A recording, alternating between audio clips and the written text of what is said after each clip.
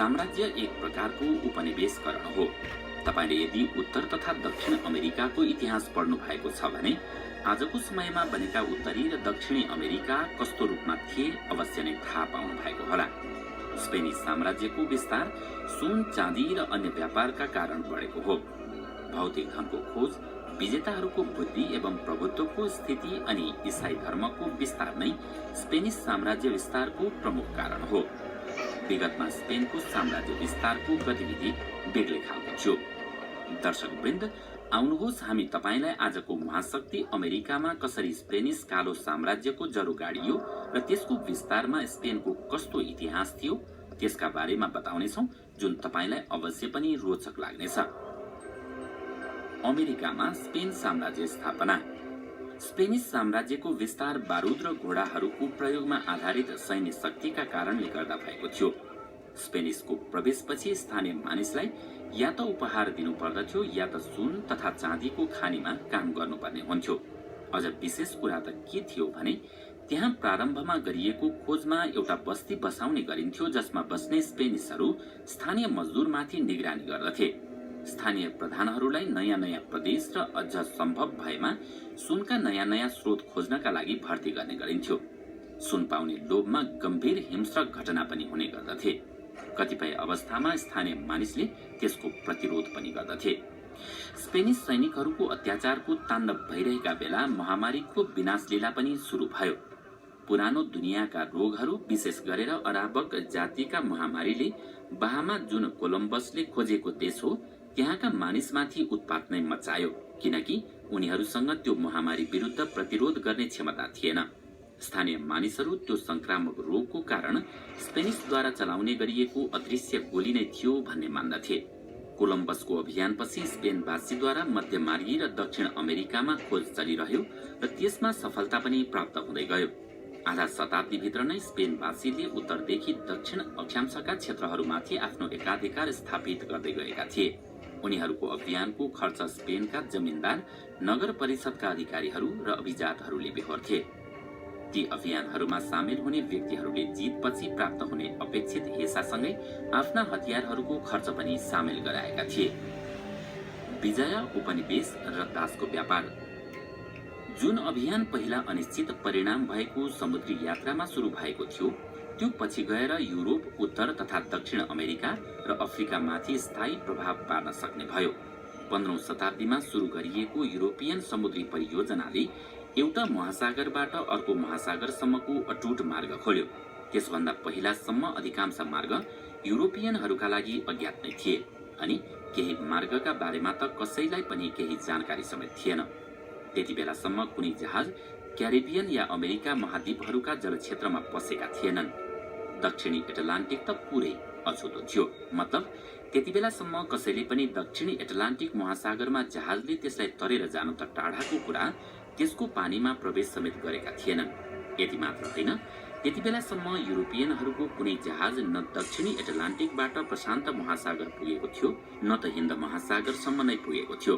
तर पछि 15औं शताब्दीको अन्त्य र 16औं शताब्दीको प्रारम्भिक दशकमा यी सबै साहसिक कार्य सफलतापूर्वक सम्पन्न भए। प्रारम्भिक समुद्री यात्रा बाहेक अन्य युरोपवासीका लागि पनि अमेरिकाको खोजले दीर्घकालीन परिणाम निकाल्यो।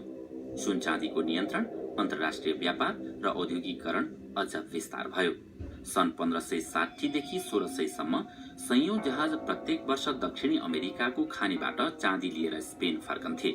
तर रोचक कुरा त के हो भने त्यसको लाभ स्पेन र पोर्चुगलले भन्दा पनि तटीय क्षेत्रमा रहेका अन्य देशले बढी उठाए। उनीहरूले त्यहाँबाट आएको भारी नाफालाई व्यापार र व्यापारिक जहाज विस्तार गर्नमा लगाएनन्। त्यसको सट्टा उनीहरूले एटलान्टिक महासागरको किनारामा रहेका देशहरू, विशेष रूपमा इङ्ल्यान्ड, फ्रान्स, बेल्जियम र हल्यान्डका व्यापारीहरूसँग मिलेर ठूला ठूला संयुक्त कम्पनी बनाए अनि त्यसबाट आफ्ना ठूला ठूला व्यापारिक अभियान चलाए। उपनिवेश स्थापित गरे र युरोपवासीलाई नयाँ दुनियाँमा उम्रने नयाँ वस्तुहरू जस्तो सुर्ती, आलु, उखुको चिनी र रबर आदिसँग परिचित गराए। त्यसका साथै युरोपेलीहरू अमेरिकाबाट आउने गरेका नयाँ बालीहरू, विशेष रूपमा आलु र खुर्सानीसँग पनि परिचित भए। यो त्यही बाली थियो जुन युरोपियनहरूले पछि गएर दक्षिण एसियाका देशहरूमा पनि पुर्याए। उत्तरी तथा दक्षिणी अमेरिकाका मूल निवासीमा यी अभियानका कारण अनेक तत्कालीन असरहरू देखिन थाले, जस्तो कि मार्काटका कारण मूल निवासीको जनसङ्ख्यामा धेरै कमी भयो, उनीहरूको आफ्नो जीवनशैली विनाश भयो र उनीहरूलाई दास बनाएर खानी, बगैँचा र कारखानामा लगेर काममा लगाउन थालियो। युरोपियनहरू आउनुभन्दा पहिला त्यहाँका स्थानीयको जनसङ्ख्या 6 करोड थियो, तर 150 वर्षमा उनीहरूको जनसङ्ख्या घटेर 35 लाख मात्र बाँकी रह्यो। त्यसरी जनसङ्ख्या घट्नुमा युद्ध र रोग नै प्रमुख कारण थिए। अमेरिकाका दुई ठूला सभ्यताहरू याजटेक र इन्का अचानक नष्ट हुनाले के उजागर हुन्छ भने आपसमा युद्ध गर्ने यी दुई संस्कृति एक अर्कासँग एकदमै भिन्न थिए। याजटेक र इन्काले दुवै नै साम्राज्यको मामलामा स्थानीय मानिसलाई मनोवैज्ञानिक र भौतिक रूपमा भयभीत गर्न निर्णायक भूमिका निर्वाह गरे। त्यो सङ्घर्षबाट नैतिक मूल्यको महत्त्वपूर्ण अन्तर पनि स्पष्ट हुन्छ। त्यहाँका स्थानीय मानिसले स्पेनिसहरूको सुन प्रतिको लोभका बारेमा सुइँको सम्म पाएका थिएनन्। सन् 1605 मा स्पेनका राजा फिलिप द्वितीयले सार्वजनिक रूपमा पारिश्रमिक बिनाको मजदुरी प्रथाप्रति रोक लगाए, तर गोप्य आदेश पठाएर त्यसलाई चालू राख्ने व्यवस्था पनि गरिदिए। सन् 1609 मा यसबारे एउटा कानून बनाइयो जसमा इसाई र गैर इसाई सबै प्रकारका स्थानीय मानिसलाई स्वतन्त्रता दिइयो। त्यो कानून ल्याइएपछि उपनिवेशी अर्थात् युरोपबाट आएर त्यहाँ बसेका मानिसहरू रिसाए अनि त्यसको 2 वर्ष नपुग्दै उनीहरूले राजालाई त्यो कानून हटाउन र दास बनाउने प्रथा यथावत राख्न विवश बनाए। त्यसपछि नयाँ नयाँ आर्थिक गतिविधि जोडतोडका साथ सुरु हुन पुग्यो। जंगल फडानी गरेर प्राप्त गरिएको भूमिमा पशुपालन गर्न थालियो। सन् 1700 मा सुनको खोजपछि उनीहरूको काम जोडतोडका साथ सुरु भयो अनि यी सबै कामका लागि सस्तो श्रमको माग भयो। त्यति बेला के स्पष्ट थियो भने स्थानीय मानिसहरूलाई दास बनाउन खोज्दा उनीहरूले विरोध गर्नेछन्, त्यसैले अब दासहरू अफ्रिकाबाट मगाउनुको अर्को विकल्प थिएन। 1550 को दशकदेखि 1880 को दशकसम्म ब्राजिलमा दास प्रथा उन्मूलन गरिएको थियो, तर त्यति बेला ब्राजिलले 36 लाख भन्दा बढी अफ्रिकी दास आयात गर्यो।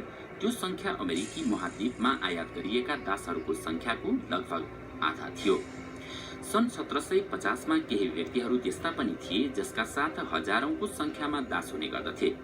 दास प्रथाको उन्मूलनका विषयमा सन् 1780 मा प्रारम्भिक वाद विवाद गरिएको थियो। त्यति बेला केही व्यक्तिले युरोपवासी अफ्रिका पुग्नुभन्दा पहिला पनि त्यहाँ दास प्रथा प्रचलित थियो भन्ने तर्क दिएका थिए। कहाँसम्म भने 15औं शताब्दीमा अफ्रिकामा स्थापित गर्ने गरिएका राज्यमा पनि अधिकांश दास मजदुर वर्गबाटै बनेका थिए। उनीहरूका अनुसार युरोपियन व्यापारीलाई जवान स्त्री पुरुषलाई दास बनाउन अफ्रिकीहरूबाटै मद्दत प्राप्त हुने गर्दथ्यो। यी व्यापारीहरू त्यसको बदलामा अफ्रिकीहरूलाई दक्षिणी अमेरिकाबाट आयात गरिएका बालीहरू जस्तो मकै, केराउ, आलु आदि दिने गर्दथे। 19औं शताब्दीको प्रारम्भिक वर्षहरूमा दक्षिणी अमेरिकाको उपनिवेशमा आएर बसेका युरोपियनहरूले स्पेन र पोर्चुगलको शासन विरुद्ध विद्रोह गरे। त्यसपछि ती स्वतन्त्र देश बने। ठीक त्यसरी नै जसरी सन् 1776 मा 13 उत्तरी अमेरिकी उपनिवेशहरूले ब्रिटेनका विरुद्ध विरोध गरेर संयुक्त राज्यको निर्माण गरेका थिए। दक्षिण अमेरिकालाई आज ल्याटिन अमेरिका पनि भन्ने गरिन्छ, किनकि स्पेनी र पोर्चुगाली दुवै भाषाहरू ल्याटिन भाषा परिवारकै अंश हुन्। त्यहाँका निवासीहरू धेरै जसो युरोपियन र अफ्रिकी मूलका हुन्। उनीहरूलाई क्रियोल भन्ने गरिन्छ। तिनीहरू मध्ये धेरै जसो मानिस क्याथोलिक धर्मावलम्बी हुन्। तिनीहरूको संस्कृतिमा युरोपियन परम्परासँग मिलेर रहेको विदेशी परम्परा पनि विद्यमान छ।